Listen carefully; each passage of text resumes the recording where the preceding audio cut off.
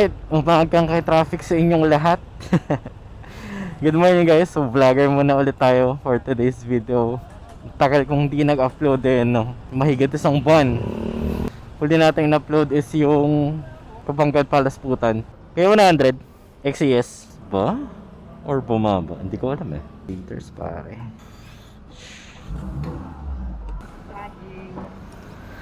Next time po. Next time po. Okay. Paano ba yan May tig-20 ka ba dyan? 20 yan? Ano? Okay na, hindi na. Benta nyo na lang sa iba. Sige po, ingat po kayo. May magsasabi dyan, tumutulong kasi naka-vlog. Nako, bahala kayo sa buhay nyo. Ayun nga, ang huli kong vlog is yung Palasputan, yung motor show sa hometown ko sa Zambales noon.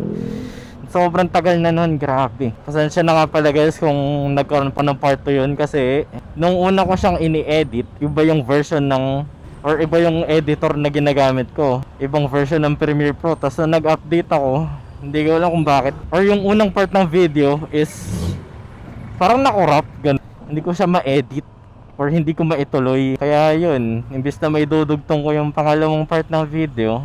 Thank you nga pala guys sa lahat ng mga sumuporta sa akin dito sa mga last video natin. Sobrang salamat sa inyo. Lalo na yung video ko na tingin tayo ng mga gear. Nagtingin ako ng riding gloves. Ano yung gamit ko na ngayon is, kung makita nyo, ayan, Sphinx gloves. Sa may Gile Helmets Philippines ko yan nabili guys. Sobrang ganda and sobrang abot kaya. Combined mesh and leather na siya. And yung knuckles niya is may carbon. Ayan sa ilalim din sa may palm area. Yung mga parts ng kamay natin na kailangan protektado talaga is covered nitong gloves na to. Kaya sobrang sulit. Hindi na siya pormahan ba? Quality din talaga. Sobrang thank you ulit dun sa pag-support nyo sa video ko na yun. Thank you. And eto na naman tayo ulit sa bagong vlog natin. Ano pwede nating itawag dito? Siguro Windows Shopping Series. Kasi ako na yung mismo nag-window shop para sa inyo, para hindi nyo na kailangan lumabas pa para pumunta dun sa mismong shop na yun. Okay ba yun?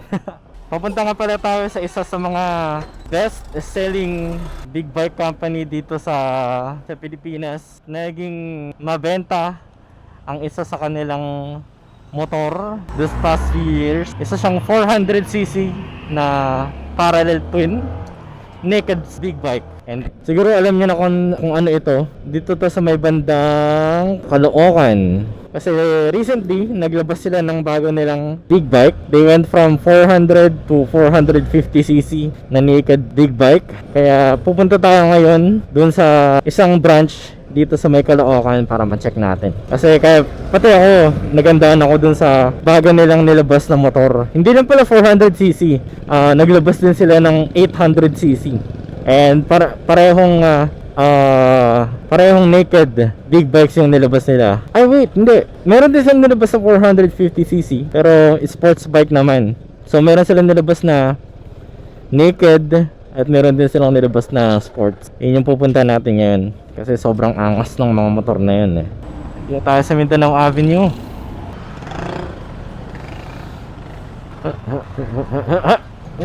Ingat tayo sa pagsingit guys.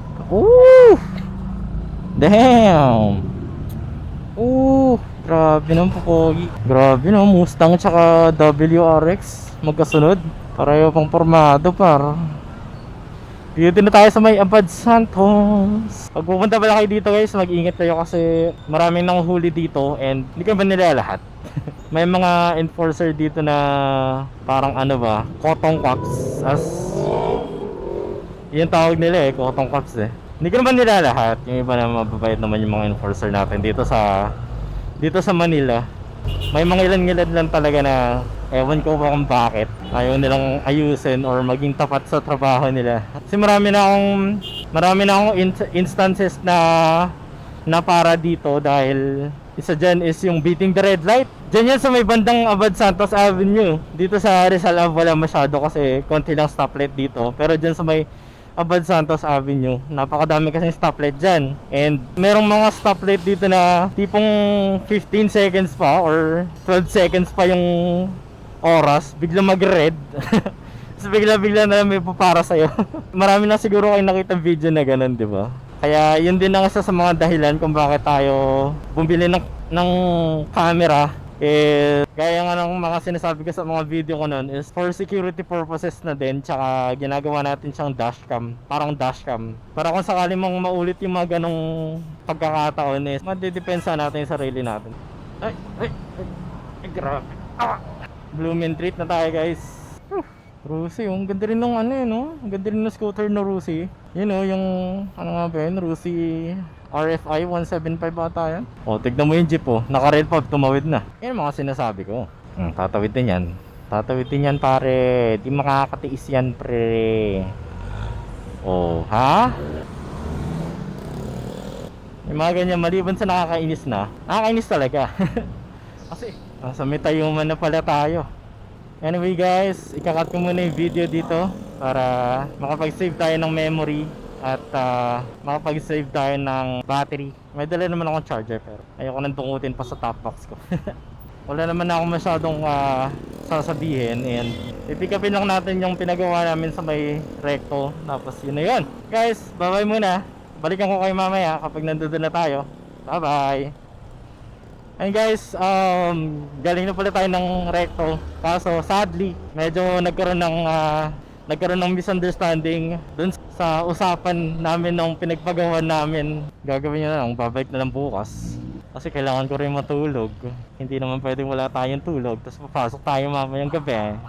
Ngayon, pumunta na tayo dun sa bentahan ng big bike na sinasabi ko. Sasabihin na natin kung ano yun. Pero ang pupunta natin guys na bentahan ng big bike na sinasabi ko is ang Motostrada, ang dealer ng CF Moto dito sa Manila. And doon lang sila sa may De Jesus Avenue. Yun nga pumunta natin na dealership at titig natin kung ano yung bago nilang big bike na napakaganda. Ang bago nilang nirelease na motor is ang CF Moto NK450 at ang NK800 or ang 800 NK.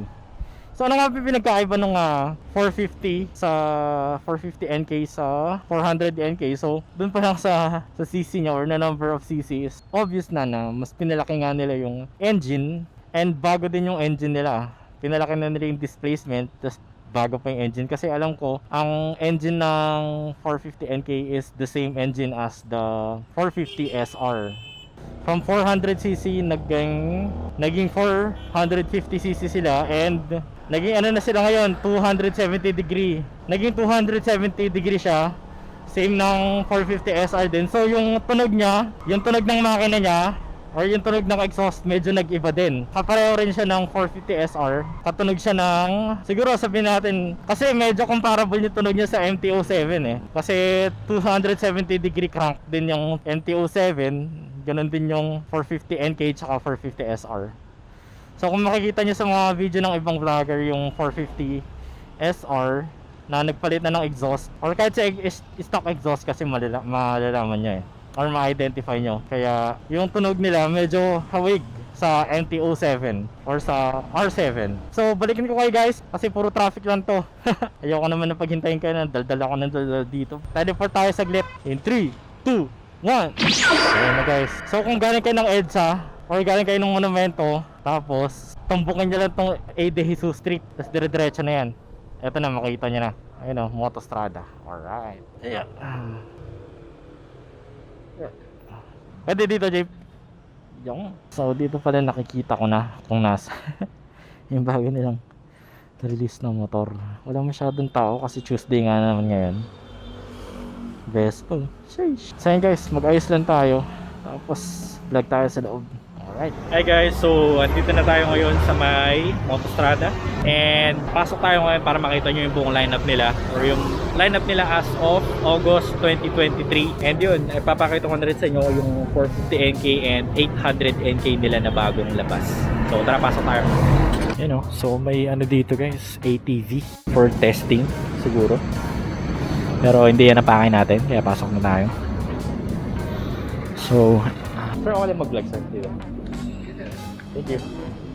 So guys, pagpasok nyo palang bubungad na sa inyo yung bago nilang labas na CF Moto 450 NK Guwapo.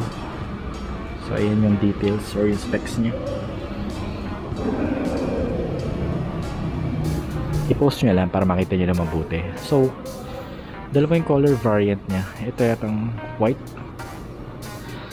nebula white, alam kong tawag nila dito sa white ng TF Moto. And yan, white and black combination with gray accents. Tapos yung mags niya, ganda. So same pa rin, naka J1 pa rin na brakes. And ito yung sinasabi ko guys, na bagong engine niya, yung same sa 450 SR. Ganda. Size ng gulong is 150 by 60 R17. Hindi ko na alam kung anong brand. CST pala ang brand ng gulong. And yan yung panel niya. So yung panel nung 800NK is parang tablet kalaki. So ito, medyo mas maliit siya. Mas prefer ko yung ganito sana na screen or TFT display. Kasi parang laki nun sa 800NK. Ito yung 300SR. Ito parang naka-setup siya for racing. Ayan. Ganito yung motor dati ng Majors ko eh. Kulay black naman siya. Sila yung mga naunang nagkaroon ng 300SR dito sa Pilipinas. And ito pala yung 800NK guys. Ito yung sinasabi ko, napakalaki ng TFT display. Pero ayan siya, napaka-brusko niyang tignan. Grabe. Piling mo ang baba niya. So pareha sila ng 450NK na 270 degree crank. So ito, piling ko mas malakas yung tunog na ito. And pag napalitan mo kapag napalitan mo siya ng muffler or ng exhaust, mas mamacho. Ang grabe, ang ganda. Ang ganda ng setup ng exhaust nito. Yung una ko nakita to sa vlog ni Sir Sac Lucero of Makina. Ang una ko napansin na maganda is yung exhaust. Kasi look, sa iba kasi nandito yung catalytic. So dito, nilagay nila dito sa may bandang likuran. Tapos kadugtong niya na yung exhaust, yung pinaka-exhaust. Naka J1. Then brakes. Ayun no, ang linis guys. Tignan ng ano niya, no? Nung catalytic. So ito, 800cc. Ayan, 800NK. Kita nyo ba? Ito yung sinasabi ko. Di ba, pakalaki? Hindi ko lang masyado alam yung full specs niya. So, tignan pa natin. Ito. Para may ano siya, para may cruise control. And ito naman yung, ito yung pinaka-last na version ng 400NK. So, kung mapapansin nyo dun sa 450, malaki na bago. Mas manipis. And mas okay ata yung fairings. And yan. Ito yung 400NK, 400cc.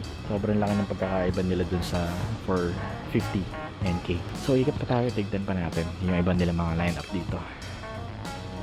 And again, this is as of August 2023. Ayan. And sila rin yung nag-in-house ng MV Agusta. Doon naman sa taas yun. Hindi natin alam kung pwede mag-vlog doon. Ito yung isa nila sa mga adventure bikes nila is ang 800 MT. So ayan siya, meron siyang built-in na DRL ba to? And ayan, sobrang taas, grabe. And then siya guys, meron din siyang cruise control.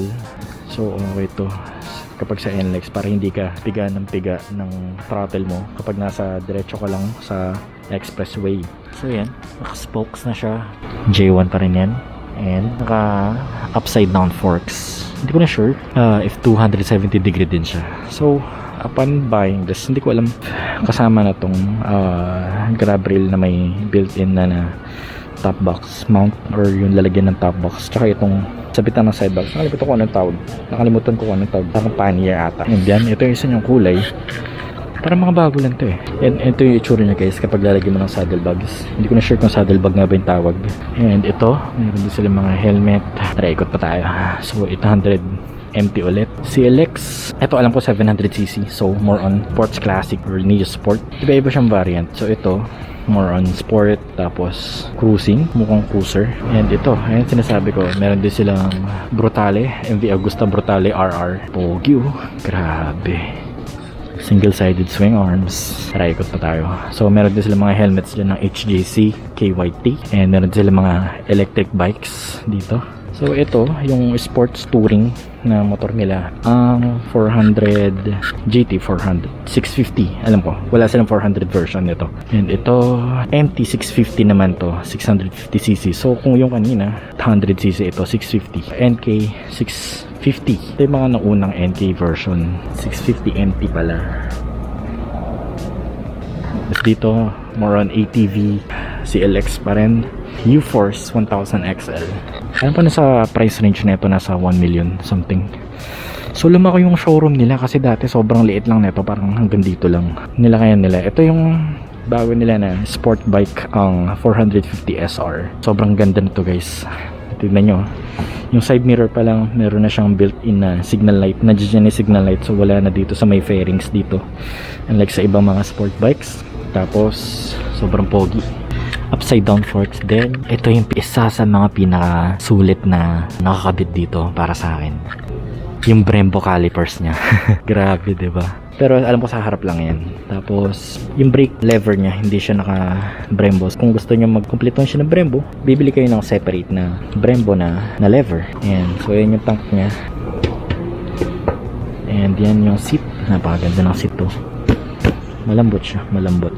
Ito sa part na to medyo plasticky na. Dito kasi medyo okay pa, meron pang lambot. Pag dito medyo matigas na siya. And yung exhaust 150 60 R17 din pala.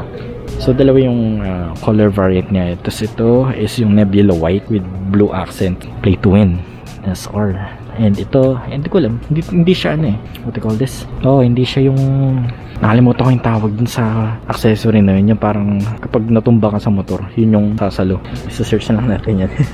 Inalagay ko na lang sa captions. Ito yung plate holder. So yun yung likod niya. Yung likod niya, ay yung tail light niya is same lang din sa 300 SR. So ito na yung cockpit. Sobrang lambot ng guys, sobrang lambot ng clutch niya. Grabe. And then yung TFT screen. Ito yung isa niyang variant, parang gunmetal yung kulay. And gray and red naman siya. Gray, red, and black. And yan, dito more on ATV ulit. Z-Force, 2-seater siya na ATV. May mga 4-seater sila, alam ko But ito yung 300 SR. Gantong-ganto yung motor ng misis ko dati. Sobrang gustong-gusto niya kasi yung motor na yun. And inaral niya talaga mag-manual trans. Kaya, ayun. May bago pala siyang kulay. Itong gray and orange. Itong orange parang more on track bike na siya, mukhang track bike na yung itsura niya. Grabe, ang ganda. Wow, more fun. Tapos ito NK 150 naman pala to.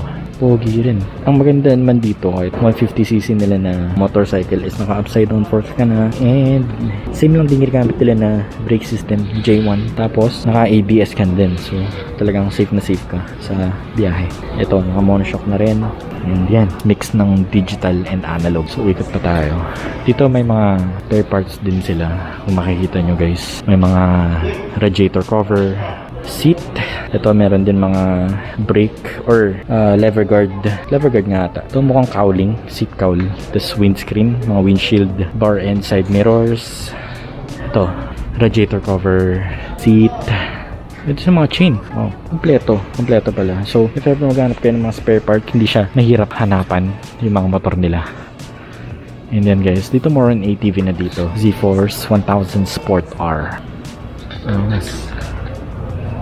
Napaka-premium ng itsura niya. So more on off-roading naman na to, na vehicles or ATV. May mga motor pa dito, AK450.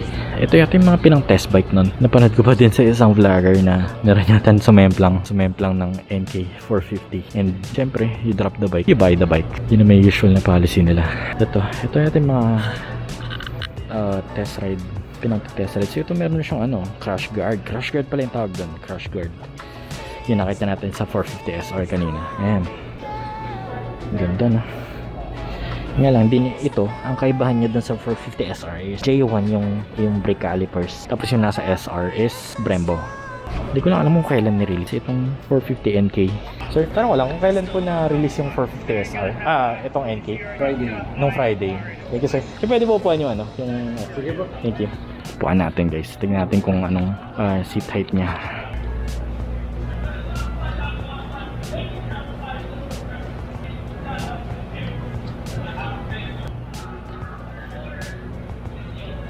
So yun guys, makita niya naman slightly na ano lang, tiptoe kapag both feet on the ground, pero kapag isang side lang yung ng paa natin, nakataas yung isa, kaya naman i-flat foot. So feeling ko mas mababa siya kumpara doon sa 400 NKN, mas magaan. Kahit yung tank medyo mas may comfort ka sa tangke niya kumpara doon sa 400 NK. Pwede pala yung Peugeot dito guys. Pogi rin yung Peugeot. Wow. Grabe. Ito parang electric motorcycle ng CF Moto. Zeho. Digital panel na rin siya. Alright, nakita na MV Agusta. Guys, MV Agusta Philippines Motorcycle Art. So, pag-akit nyo dito guys sa taas, ano mo kayo pwede akit sa baba. So, pag-akit nyo, sa left side is MV Agusta, sa right side is Peugeot. Grabe, ang gaganda ng lineup ng Peugeot din. More on, ano sila, scooters, classic scooters. Pero dito muna tayo sa may MV Agusta. Bubungat agad sa inyo, F3RR, B, tsaka Super Veloce. Grabe guys. Pogi. Reparto course.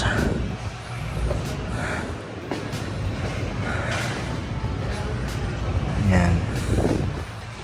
So, ang isa sa mga bagay na naka-amaze sa akin nung pumuuna ako nakakit dito sa may MV Agusta, kasi may nakausap ako na agent. Sabi ko, so para siyang Ducati. Then sabi nung agent sa akin, no sir, it's MV Agusta. So dun, grabe, nabilib ako. Malalaman nyo na sobrang proud sila sa brand na to, kasi napakaganda nga naman. You cannot just compare it to any other brands. Hindi ko naman sinasabi na hindi ganun kaganda ang Ducati. Sobrang ganda rin ng Ducati, but this is just sobrang ganda lang na ito. Grabe, uy, dilaw. Oh, sorry, good morning. So, okay lang ba mag-vlog? Sorry, nag-start na ako. Thank you.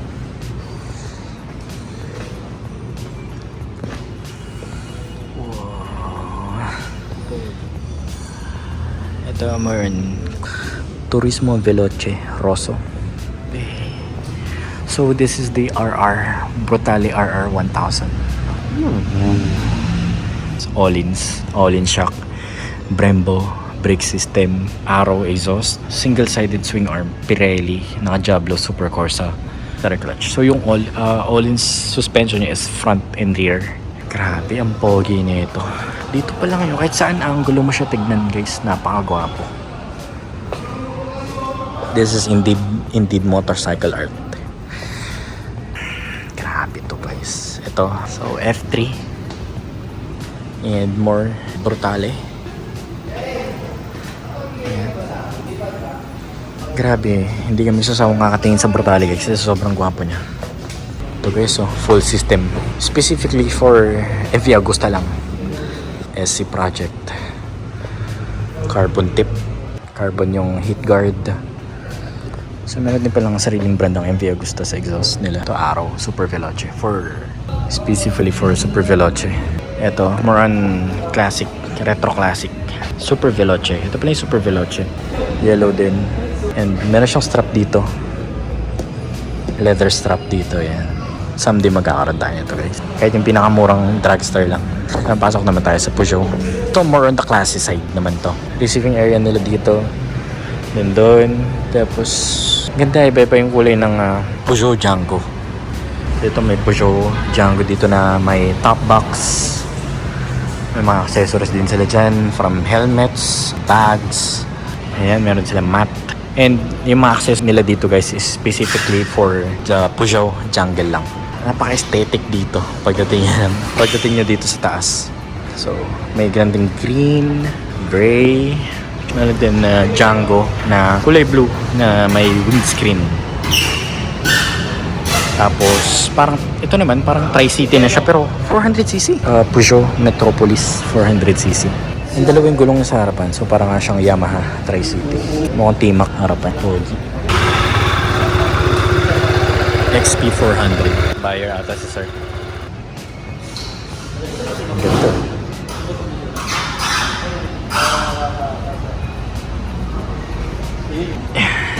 Wala pa na-release dito sa Pilipinas. Ito kasi demo bike lang daw siya.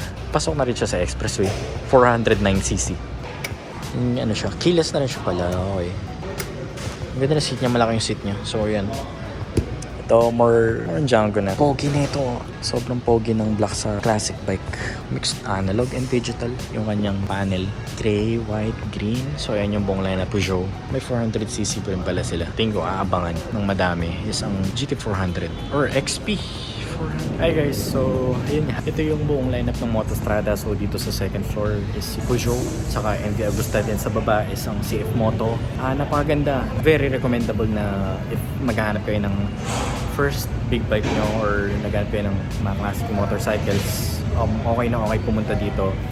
Kasi marami rin namang pwede kayong puntahan aside from Vespa and sa mga Japanese bikes. So ito, even China bike siya, yung CF Moto is sobrang quality ng gawa nila and parang masyado nakakarinig ng issue sa mga motor ng CF Moto and napaganda ng performance. Aside sa maganda yung quality ng gawa nila, maganda rin yung presyo kasi budget siya, budget friendly for entry level na big bikes and very recommendable. So guys, dito ko natatapusin yung vlog. Maraming salamat. Nandito, thank you guys.